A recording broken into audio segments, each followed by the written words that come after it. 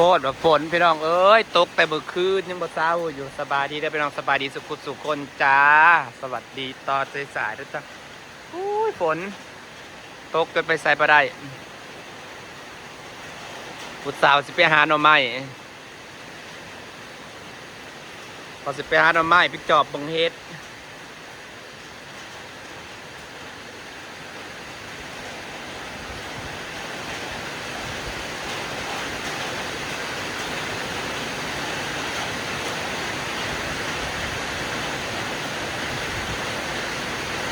คนงานคอยกระเห็ดเวียกแข่งฝนในบริยานฝนนะ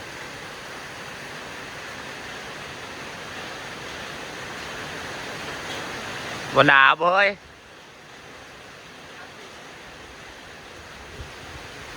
บนหนาวบ่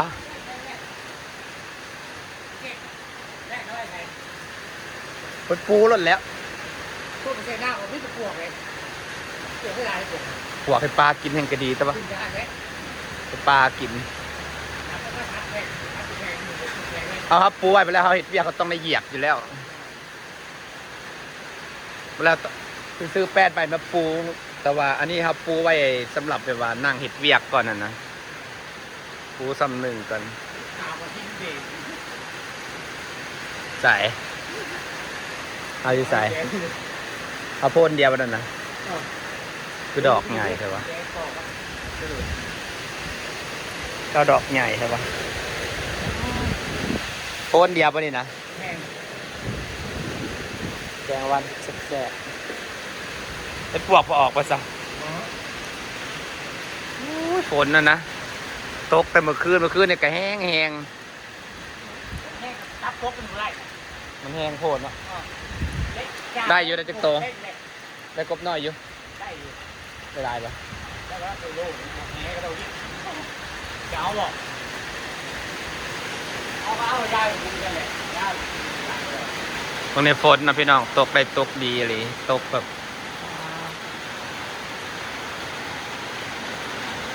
ฝนตก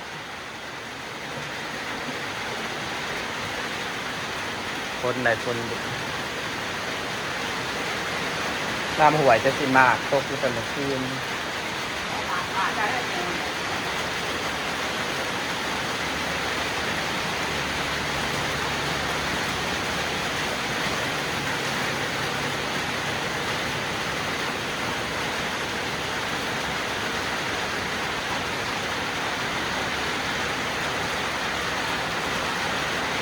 ไปซ้ำนี่แหละพี่น้องบรรยากาศฝนตกรอบเพื่อนตกได้ตกดีก็ได้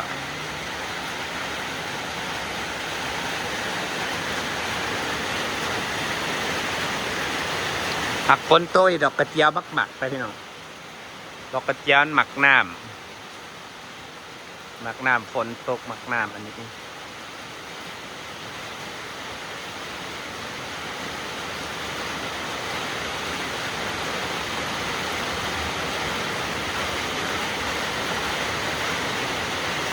ต้นลำซ้ำนะมันสูง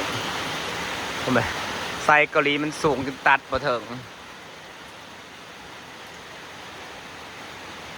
ไซเกาหลีเป็นหมักแดดฝนตกลายเป็นอยากใบหล่น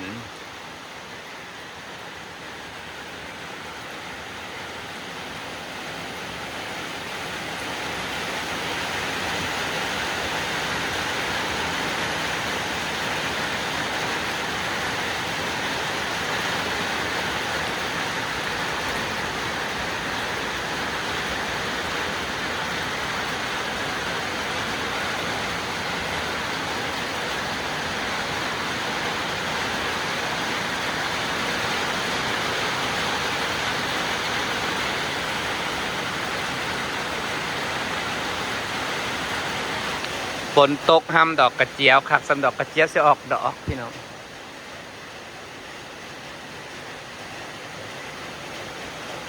ต้นไม้กระสุ่มงามดอกกระเจียวก็ออกดอกก็หลายอย่างกองใส่ไก่ฮะ